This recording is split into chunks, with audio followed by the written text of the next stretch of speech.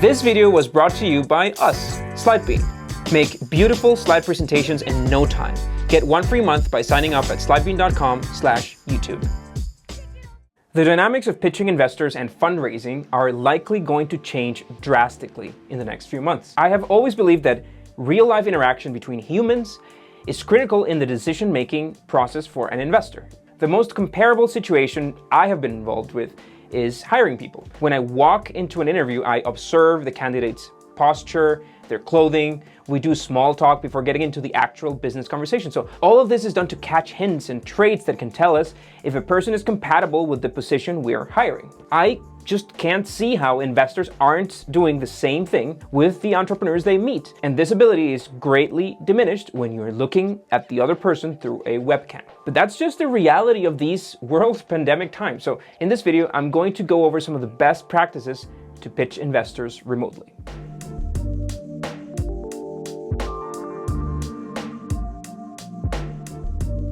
The process. So most investor intros have always been remote. The best way to get in touch with a potential investor for your business is via a warm intro, after which you are expected to share your pitch deck. So in a nutshell, the steps are: first, get an intro to the investor by navigating your network. That's going to be an email introduction. Only after you've depleted your LinkedIn network, start making cold approaches. We have a list of over 9,000 investor contacts that can give you a head start. But again, this is a last resort after you've gone over everybody you know.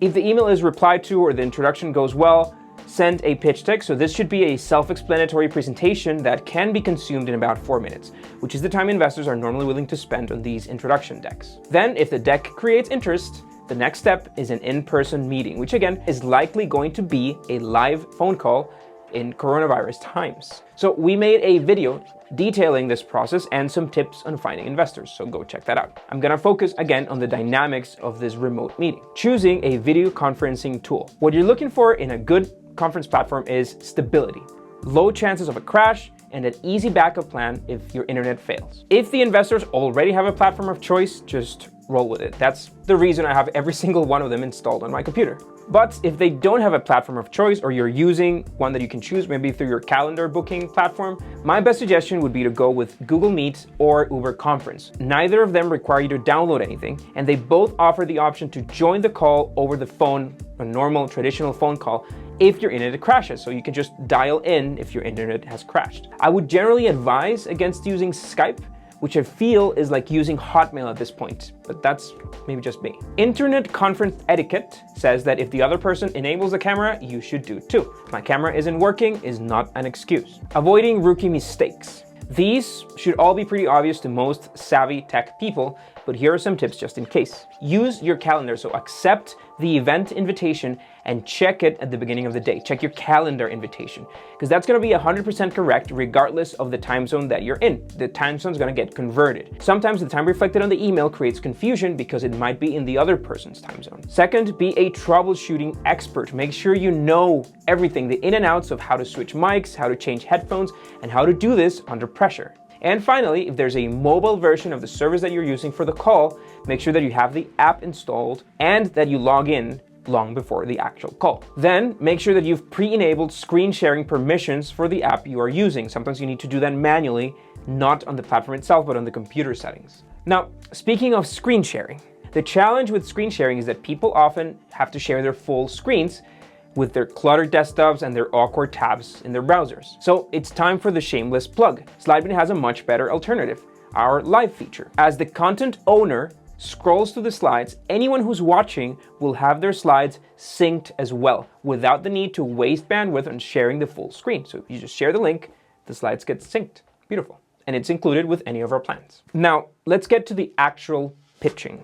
A one-on-one pitch with an investor doesn't look at all like your classic on-stage pitch. So don't use demo days as a guide then. It's not a script. You don't need to deliver your slides with the punch of a presentation on stage. It's a conversation. I believe that being able to hold this casual conversation will speak wonders about your ability to manage these interviews in the future. And you're gonna have plenty, and investors know that. So we've covered extensively what a pitch should and should not include. So check out our videos on pitch decks, we have plenty of them. In this case, the slides become more of a storyboard. It's not, you don't have to read all the content on the slides. It's just a guide, mostly for you, the entrepreneur, to know what to talk about and to put that in a compelling story, in a compelling order. This slide, for example, introduces the topic traction and gives you highlights on where to start. But how much you elaborate after that depends on you, on your read of the room. If, for example, your traction is strong, and this combines with a growth-focused investor firm, I would dedicate a lot of time to this slide, bragging about the marketing tactics that have worked for you and how demand is high and growth is fast. On the other hand, if you don't see any excitement around your numbers, you can switch and then focus more on the tech or on the team background. Everything that's on the slides should be referred to, so there shouldn't be any content on the slides that you just skip through. If that's the case, just get rid of it. It's also crucial to have a good understanding of timing. This is actually an advantage when pitching remotely. In the room with investors, you need to control how many details you're going to get into to keep the pitching part of the meeting in around 15 to 20 minutes. But you need to do this without looking at the clock.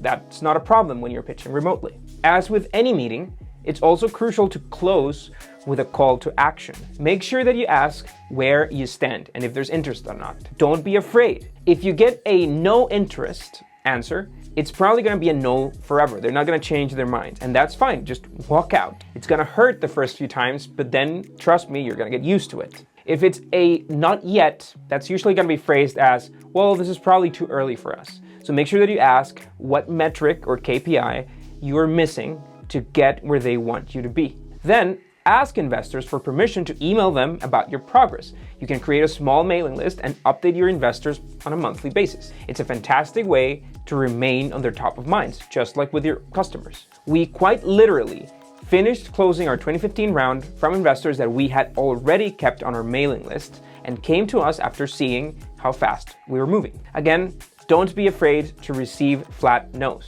They're better than these pending conversations because they let you move on and not waste time. Now, after the pitch itself, first, I'd recommend recording yourself and the call if possible. This will allow you to review your performance later. It will also let you listen to the feedback that you're getting with a cool head and without being nervous about being live on the meeting. Make sure that you follow up with a copy of the presentation and send it in a way in which you can track if they've seen it again. Slidebean can, of course, help you with that.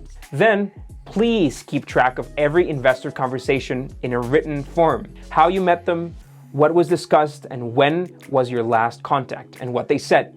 You're going to be speaking with dozens of investors, and it's very easy to lose track of where you are in the conversation. We have a template for this available on Slidebean if you want to check it out. Finally, sharing some thoughts on the fundraising landscape during economic downturns. Thomas Tungus, an investor at Redpoint Ventures, that has a fantastic blog on fundraising, especially focused on SaaS companies, published an article last week on the impact in seed and Series A deals during the 2009 financial crisis. Overall, the number of seed and Series A deals remained similar, while Series B and Series C rounds were the most affected.